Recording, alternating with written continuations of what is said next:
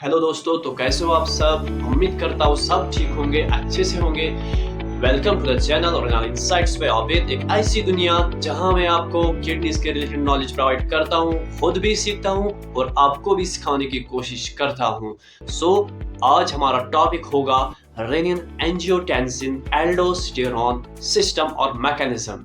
जी हाँ दोस्तों, ये एक दूसरा मैकेनिज्म है जो कि परफॉर्म करता है विद इन द किडनीज, और इसका काम जो होता है दैट इज टू मेंटेन और regulate the blood pressure inside the body. When it comes to the word regulation, बेटा हमेशा याद रखिएगा कि अगर कोई चीज बॉडी में कम हो जाता है उसको बढ़ाना कैसे है, और अगर बढ़ जाता है वो चीज उसको घटाना कैसे है। That is actually when it comes to the word regulation.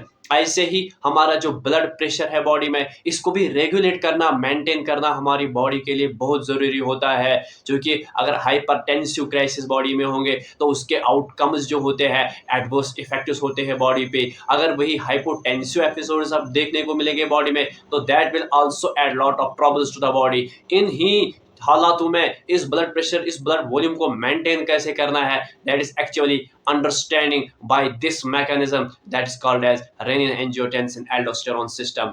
आगे बढ़ने से पहले आपसे वही एक रिक्वेस्ट है, do like, subscribe, hit the bell icon so that I can continue to upload the videos related to the same. देखो दोस्तों, जो हमारे बॉडी होती है इसमें ब्लड प्रेशर के रिलेटेड बात जब करते हैं, हर ऑर्गन को चाहिए होता है कि जो ब्लड है वो इक्वल अमाउंट में मिले, सो दैट द ऑर्गन्स में वर्क नॉर्मली एंड प्रॉपरली। जो ब्लड होता है इसमें हर तरह का वो एलिमेंट होता है जो कि एक ऑर्गन को चाहिए होता है to run normally, to function normally. जैसे कि ऑक्सीजन हो इसमें, ठीक है, जैसे जो मिनरल्स हो, जैसे कि विटामिन्स हो and other nutrients also, electrolytes also. So उनका उन ऑर्गन्स तक पहुंचना बहुत जरूरी है ताकि वो अच्छी तरह से काम अंजाम दे पाए। अगर समझो बॉडी में हाइपोपरफ्यूजन हो गया, that will lead to the hypotensive crisis बेटा, और उसकी वजह से सब्सिक्वेंटली क्या असर पड़ता है बाकी ऑर्गन्स तक देखते हैं। सबसे पहले there will be reduced oxygen delivery to the tissues तक ऑक्सीजन कम पहुंच जाएगा, जिसकी वजह से टिश्यू नेक्रोसिस या टिश्यू हाइपोक्सिया कंडीशन देखने को मिलती है। और secondly there will be decrease nutrient supply to the organs बेटा। जो ऑर्गन्स होते जैसे कि लिवर है, लंग्स हो, ब्रेन हो, मल्टी जो इंपॉर्टेंट ऑर्गन्स है ना, तो उन तक क्या हो जाएगा, कम ब्लड पहुंचने की वजह से, न्यूट्रिएंट्स भी तो ब्लड में ही होते हैं ना बेटा, न्यूट्रिएंट सप्लाई भी कम पहुंच जाएगी ब्लड ऑर्गन्स तक, तो उसकी वजह से जो ऑर्गन्स होंगे ना उनमें पुअर फंक्शन देखने को मिलेगी। वहां पे एनर्जी जब नहीं मिली तो एटीपी डेरिवेशन, एनर्जी कंजप्शन कम देखने को मिलेगी थ्रू दोज ऑर्गन्स और फ्रॉम दोज ऑर्गन्स, तो उसकी वजह से भी जो प्रॉपर मेटाबॉलिज्म एंड कैटाबॉलिज्म है वो देखने को नहीं मिलेगा बेटा। Thirdly there will be impaired organ functions, जो फिर से वही बात की, जो हमारा ब्रेन है, किडनीज है, हार्ट है, ऑक्सीजन कम पहुंच जाएगा तो ब्लड ही कम पहुंच रहा है तो ऑक्सीजन भी कम पहुंच जाएगा और न्यूट्रिएंट्स, विटामिन कम पहुंच जाएगी। उसकी वजह से क्या होगा बेटा, इन के फंक्शंस पे भी असर पड़ेगा जो कि इनके रेस्पेक्टिव फंक्शंस है। उसके बाद जब लो ब्लड प्रेशर है तो उसकी वजह से जो किडनीज है वो भी प्रॉपर तरीके से फिल्ट्रेशन नहीं कर पाएगी, क्योंकि ब्लड ही जो कम आ रहा, उसकी वजह से जो ब्लड में वेस्ट प्रोडक्ट्स है, मेटाबॉलिक वेस्ट है, वो एक्यूमुलेट होने स्टार्ट हो जाएंगे विद इन द टिश्यूज और द ऑर्गन लेवल। तो उसकी वजह से क्या हो जाएगा कि there will be build up those और waste products and ultimately will lead to the haemodynamic unstability बेटा। Lastly consistent and prolonged hypotension, बहुत टाइम तक कम ब्लड प्रेशर का होना बॉडी में और रहना बॉडी में, उसकी वजह से क्या हो जाएगा कि जो सेल्स होगी सब सेलुलर लेवल, तो उनमें इंजरी देखने को मिलेगी, सेल नेक्रोसिस और टिश्यू नेक्रोसिस, और उसकी वजह से अल्टीमेटली जब फंक्शन ही नहीं प्रॉपर तरीके से, जब वो डिमांड ही नहीं, जो डिमांड है एक टिश्यू को, सेल को, ऑर्गन को, वो मिले ही नहीं प्रॉपर तरीके से, तो फंक्शन भी अच्छे से नहीं हो पाएगी, जिसकी वजह से क्या हो जाएगा कि ऑर्गन फेलियर या बॉडी शॉक में जा सकती है बेटा। तो these where conditions during hypotensive crisis, जब कम ब्लड प्रेशर हो जाता है। और उसके बाद हाइपरटेंशन में क्या होता है बेटा, पहले ही increase workload on the heart, क्यों? क्योंकि अब ब्लड प्रेशर ही ज़्यादा है, ब्लड वॉल्यूम ही ज़्यादा है inside the body, inside the vessels, तो हार्ट को भी पंप बहुत ज़्यादा करना है। There will be hyper activity of the heart, ताकि जो ब्लड प्रेशर है, जो ब्लड है, इसको उसी फ्लो, उसी रेट से आगे ऑर्गन्स तक पहुंचाए। Secondly there will be damage the blood vessels. इसको समझना, कोरिलेट करना बेटा।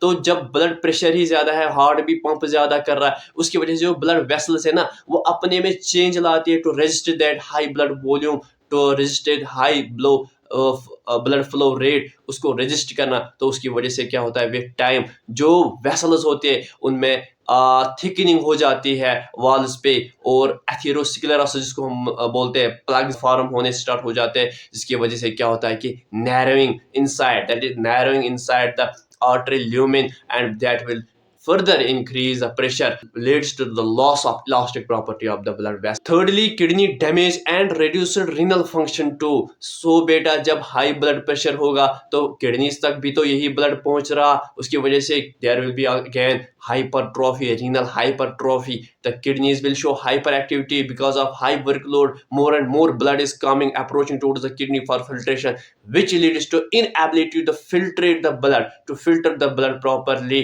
और उसकी वजह से भी क्या हो जाएगा, there will be the might be the chances that the kidney will go in short renal shock or acute renal failure, and subsequently in prolonged phase it will convert into the CKD, that is end stage renal disease. Lastly, there will be increased risk of the stroke and heart failure too. बेटा, यही blood जब continuously high pressure से run कर रहा है through the whole body, तो उसकी वजह से कंटिन्यू हार्ट पे भी असर पड़ रहा है, इसकी कार्डियक मसल्स जो होती है वो वीकन हो जाती है कंटिन्यूस पंप करने की वजह से, और ultimately there will be rupturing, there will be heart failure और हार्ट स्ट्रोक। और जो यही ब्लड ब्रेन में भी पहुंच रहा है बेटा, वहां देखोगे और ये हाई प्रेशर ब्लड वेसल जो ब्रेन को सप्लाई कर रही है वो रैप्चर हो गई, तो उसकी वजह से जो क्लॉट बनेगा, स्ट्रोक आएगा और बॉडी शॉक में जा सकती है। तो बेटा अब हम रिलेट कर पाएंगे ना, जो कि एक्चुअली इस हाइपोटेंशन और हाइपरटेंशन को मेंटेन करता है, बैलेंस में रखता है। That is one and only mechanism, that is RAAS, renin angiotensin aldosterone system. जी हाँ बेटा, जो ये रॉस होता है यही इस ब्लड प्रेशर को मेंटेन करने में मदद करता है, हेल्प करता है। अब ये कैसे अंजाम देता है इस फंक्शन को, आइए सीखते हैं इस आगे आने वाले डायग्राम में। So let's go. सो बेटा when there were hypotensive crisis inside the body, तो ये किडनी कैसे डिटेक्ट करती है, there is a special structure that is present at the proximal end of the nephron, that is called as juxtaglomerular apparatus। ठीक है, जुक्स्टाग्लोमेरुलर apparatus। तो इसमें कुछ सेल्स होती है, आप देख पा रहे होंगे डायग्राम में, ये जो ग्रीन सेल्स है ना बेटा, यहाँ पे those we are called as juxtaglomerular cells और ग्रेनुलर सेल्स। ठीक है, इन्हीं का काम आगे होता है हार्मोन रेनिन को सिक्रेट करना। और second special type of cells, those we are called as macula densa. ये दो सेल्स स्पेशल अदर सेल्स है विद इन दिस apparatus, जो कि डिटेक्ट करती है low blood volume, low blood perfusion towards the kidneys. कैसे? सबसे पहले क्या होता है कि जब low blood, when there is low blood pressure और low blood volume towards the kidneys, and secondly there is decreased sodium amount inside the tubular fluids। In tubular fluids में ये कम सोडियम कैसे पहुंचता है, ये कौन सा सेल, कौन सा स्ट्रक्चर इसमें डिटेक्ट करता है, that is actually macula densa cells. तो ये डिटेक्ट करते हैं, हाँ बेटा, तो ब्लड जो है इसमें कम सोडियम है और ये जो ब्लड है ये कम मात्रा में, कम अमाउंट में पहुंच रहा है टुवर्ड्स द किडनीज। तो इसकी वजह से क्या होता है कि the juxtaglomerular cells or granular cells release a special type of hormone that is the crux of this whole ROS system, that is called as renin। हाँ बेटा, रेनिन हार्मोन को ये सिक्रेट करते हैं और सिस्टमिक सर्कुलेशन में पहुंचाते हैं। जब ये ब्लड में पहुंच गए हार्मोन रेनिन, तो उसकी वजह से क्या होता है बेटा, there is again a structure called as liver. ठीक है बेटा, आप देख पा रहे होंगे इस डायग्राम में लीवर भी प्रेजेंट होता है बेटा। ठीक है, जो ये लीवर होता है ना, इससे एक प्रोटीन निकलता है। ठीक है बेटा, इससे एक प्रोटीन निकलता है जिसका नाम है एंजियोटेंसिनोजन। ये इनएक्टिव होता है और ये भी ब्लड सर्कुलेशन में प्रेजेंट होता है। अब जो रेनिन होता है ना, ये इसी प्रोटीन पे पड़ता है बेटा, ये इसी प्रोटीन पे पड़ता है और उसकी वजह से इसको कन्वर्ट कर देता है, इसको कन्वर्ट कर देता है इनटू एंजियोटेंसिन फर्स्ट में बेटा, ये इसको एंजियोटेंसिन फर्स्ट में कन्वर्ट कर देता है। यहाँ पे बेटा ये एंजियोटेंसिन गलत स्पेल है, मिस्टेक है यहाँ पे, actually it is angiotensin first बेटा। ये भी इनएक्टिवेटेड फॉर्म होती है इस प्रोटीन की, इस एंजाइम की। जब ये एंजियोटेंसिन सेकंड ब्लड सर्कुलेशन में पहुंचता है ना बेटा, ये angiotensin first further it gets converted into the angiotensin second बेटा। ये एंजियोटेंसिन सेकंड में कन्वर्ट हो जाता है बाय मींस ऑफ और with the help of an enzyme that is called as ACE बेटा, एंजियोटेंसिन कन्वर्टिंग एंजाइम बेटा, जो कि निकलता है लंग्स से बेटा। जब ये एंजियोटेंसिन सेकंड ब्लड में पहुंचता है बेटा, एंट्री मारता है बेटा, तो इसकी अपनी प्रॉपर्टीज होती है। ये this is the activated form of this hormone. So जो एंजियोटेंसिन सेकंड होता है ना बेटा, इसकी अपनी क्या प्रॉपर्टीज है वो हम आगे देखेंगे। अब सबसे पहले 80 सेकंड जो होता है, it acts on the adrenal cortex बेटा। ये एड्रिनल कॉर्टेक्स पे पड़ता है, जो कि प्रेजेंट है एड्रिनल ग्लैंड बेटा, जो कि प्रेजेंट होता है over the apex of the kidneys बेटा।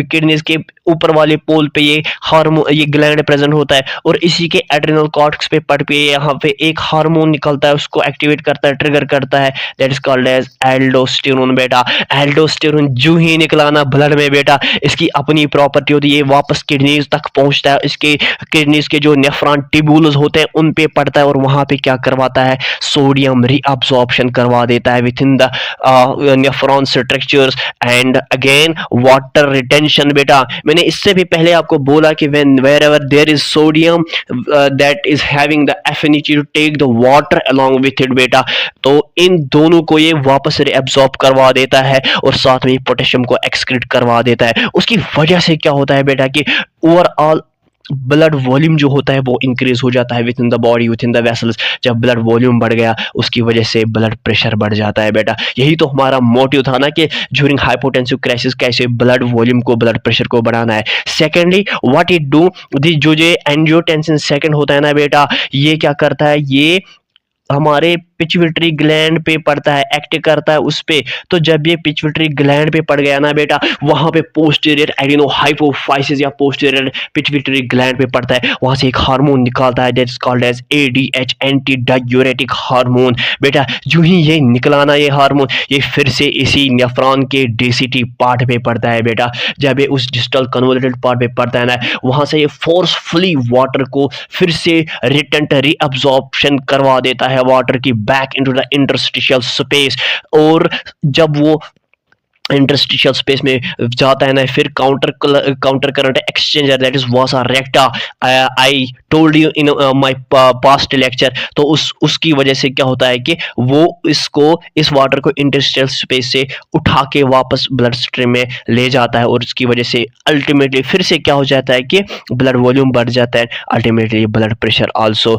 Thirdly what it do, this angiotensin second बहुत इंपॉर्टेंट हार्मोन होता है बेटा, it acts on the brain. Okay बेटा, ये अब इतना ही नहीं करता, अब ब्रेन पे ही पड़ जाता है, और ब्रेन में जो थर्स्ट सेंटर होता है ना बेटा, उस present inside the hypothalamus part of the brain, तो उस थर्स्ट सेंटर पे क्या करता है, वहां से थर्स्ट को ये बढ़ाता है। उसकी वजह से क्या होता है कि जो एक इंसान होता है जिसमें लो ब्लड प्रेशर देखने को मिलता है, तो उसकी वजह से वो ज्यादा से ज्यादा वाटर इनटेक करता है। जब वाटर इनटेक किया बेटा, उसकी वजह से फिर से क्या हो जाएगा, ब्लड वॉल्यूम बढ़ जाएगा बेटा, और ultimately there will be increase in the blood pressure again. Besides this, और एक प्रॉपर्टी इस एंजियोटेंसिन सेकंड की होती है जो कि यहाँ पे मेंशन नहीं है, मैं खुद मेंशन करूं बेटा, इसकी अपनी सेल्फ प्रॉपर्टी होती है, ये वेजो कंस्ट्रिक्टर होता है बेटा। वेजो कंस्ट्रिक्शन प्रॉपर्टी दिखाता है, वो क्या होता है, जो ब्लड वेसल्स होते हैं ना इटसेल्फ, जो डायलेट हो गई होगी, तो उसकी वजह से ब्लड वॉल्यूम कम हो जाता है,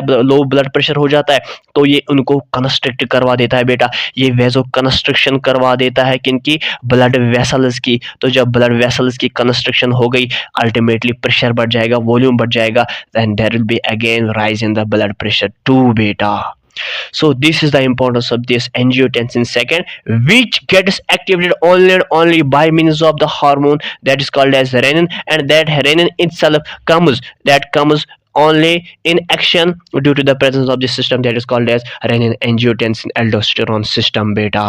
So beta, on the other hand, when there were hypertensive crises, what happens that time? This RAS doesn't allow the renin to secrete into the systemic circulation. When there is no renin, there will be no conversion of angiotensinogen into 81st and then 82nd. When there is no 82nd, there will not be the subsequent actives of the 82nd like vasoconstriction, ADH release, aldosterone release, and increment of the thirst inside the thirst center of the hypothalamus. जब वो सब नहीं हो जाएगा, उसकी वजह से क्या होगा कि there will be vasodilation and there will be more and more excretion of sodium along with the water and retention of the potassium, and this will help to overcome or to avoid all those complications which might happen because of this high blood pressure or hypertension, as I told you in previous some parts of this lecture. This is called the negative feedback mechanism showing by this RAS renin angiotensin aldosterone system. उम्मीद करता हूँ बेटा आपको ये video पसंद आ गई होगी। आगे भी ऐसी सपोर्ट कीजिएगा। देखो, सपोर्ट की बहुत ज़रूरत है। इस वीडियो को बनाने में बहुत टाइम लगता है। बस आपको एक छोटा सा सब्सक्राइब पे हिट करना है और बेल आइकन को हिट करना है ताकि मुझे भी सपोर्ट मिले और मैं भी आगे आने वाले वीडियोस आपके लिए बना सकूं और भी मेहनत कर सकूं, खुद भी पढूं और आपको भी पढ़ाने की कोशिश कर सकूं। तो दीजिए मुझे इजाजत, मैं आपका दोस्त आबिद। मिलते हैं अगली वीडियो में, तब तक बाय बाय, टेक केयर, अपना ख्याल रखिए।